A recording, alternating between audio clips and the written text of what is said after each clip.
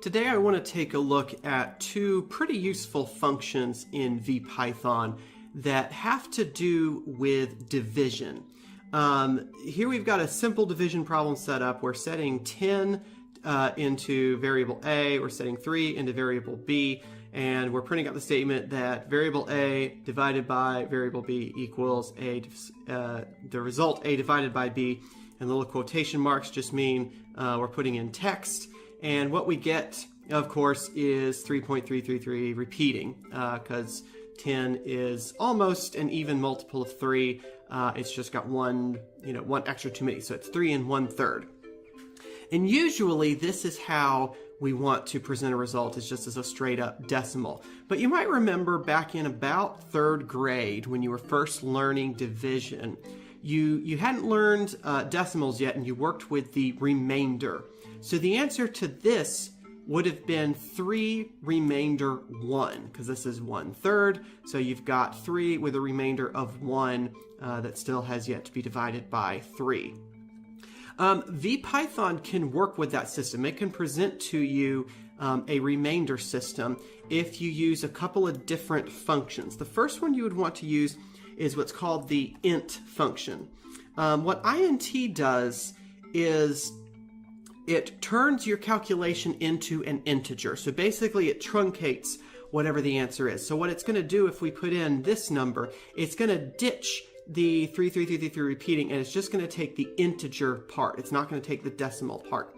So if I take integer of a/b, and let's put that in a print statement so that I can see the answer, it's just going to give me the integer part of that. It's going to take this 3.3 repeating, and it's just going to take the integer part. It's going to leave me with just 3.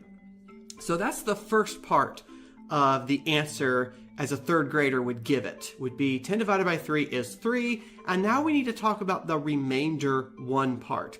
And that's where we use the modulus function.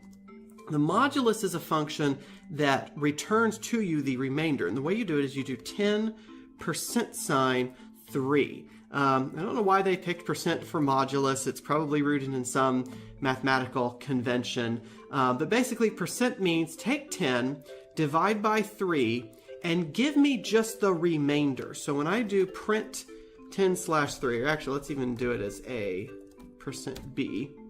So I do print a%b, I get out the remainder, 3 remainder 1. So if I wanted to combine those into a nice complete answer, actually let's take this, copy and paste. So I can say a divided by b equals, let's have it do int of a/b, comma, remainder, comma, a%b. So I'm putting together a lot of stuff here. The commas just mean we're going to combine the results in the print statement. And when I do Control-2 to run, I get 10/3 equals 3 remainder 1. So here's the result of the integer function. So the int function ends up here. And then the 1 is the result of the modulus. And of course I could change these to anything I wanted. Let's say I change this to 11 and 3. 11 is going to have a remainder of 2. So it's going to be 3 remainder 2. Of course, if you make a multiple of 3, you have no remainder. So the modulus is going to be 0. So 12 divided by 3 is 4 remainder 0. And of course, we can change b as well. Let's change it to a 4. So the result is going to be 3 remainder 0. Let's change b to 5. Let's see. So 12 divided by 5. 5 goes in twice to get 10. And leaves me with 2 left over. So this should be 2 remainder 2. 2 remainder 2. So that's a pretty simple way to get back at that style of division. Like I said, ordinarily in physics you prefer a decimal, but sometimes you need the integer and the remainder. For example, if you're working with a clock, if you're working with hours, minutes, and seconds, you need to be able to feed the minutes and seconds into this remainder portion here. Another thing you can do with this, and this is the part we saved down here for later, you can use the modulus function to test whether a number is a prime number. So remember, a prime number is a number that only has 2 integer divisors, itself and 1. So first of all, it has to be an integer. So the first thing we should do is we should test for whether n is an integer. And the way we can do that is using the int function. Basically, if n is equal to the integer version of itself, then we know we can continue. So this saves us a little step if somebody puts in a non-integer, if somebody puts in a fraction or something.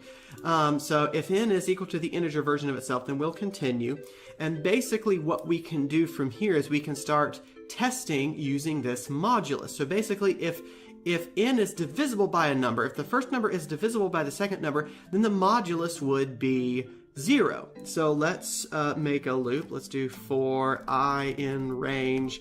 Let's go from 2 up to n. We actually don't need to go all the way up to n. We just need to go to n over 2. Actually, technically, we just need to go to the square root of n, but we won't get too technical with that today. So we're going to go from 2 to n over 2. So somewhere in there, if n is a composite number, it'll have another divisor. It'll have another factor.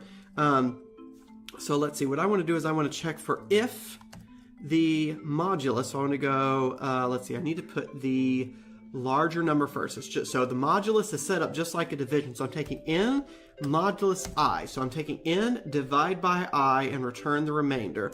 So basically, if that is ever equal to 0, then we have found an integer factor, and I can return true. And I can be done. I don't have to continue along with this loop anymore. Let's see, we've already got our I in the range, so I don't need to increment I. And basically what I can do after that, if I end up getting through all of that without ever returning true, then I must have never found an integer divisor, or it was never an integer to begin with, so I can return false. Okay, so we've got two ways of returning false. One way of returning false is if n is not an integer. If n is not an integer, it can't be a prime number. And then here, oh, I guess we should also check for whether it's positive. We'll just assume we're giving a positive number for now. There's all sorts of other cases we would need to test here. But here we're looking for if n gets an integer divisor, then we return true. Otherwise, we're going to return false. So let's try this out. Let's say print is prime. Let's try one we know is prime. Let's try the number 5. 5 is a prime number. So this should... Oh, you know what? I flipped this around the other way. This should be return false. Oops, excuse me. Let's see. Yeah. Because then we're returning a composite number. Here we can return true inside this if after we've so if it's an integer but it doesn't have any prime any integer divisors, then we return true. So I would have found that out in just a second when I tested it. So yes, 5 is true. Cool. Let's try a non-prime number. Let's try 6. Control 2. False. 6 is not a prime number. Let's try one a little bit bigger. Let's try 13. That is a prime number if ever there was one. True. And then let's try 100. Definitely a composite number. False. Okay, cool. And I wonder what happens if we put in 0. 0 is so it's currently working for 0. That might be a fluke, but it is working for 0.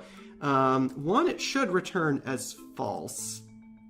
True. Okay, so we would need to check on this to be 1. So let's say and n does not equal 1, because 1 is not a prime number. It's neither a prime nor a composite number. It's a lonely integer. So let's see. Yeah. So then we kind of manually put that in there as false. Cool. So here we've seen some of the uses of the int function and the modulus function. Here we've used it just for some simple 3rd grade level division, and here we've used it for a test for whether a number is prime. Oh, never did check on a non-integer. That returns false. Okay, good. So that worked. So these are pretty handy functions. You'd be surprised how often you end up using them. So I hope that's helpful to you. Thank you so much for watching. I will see you next time. Bye-bye.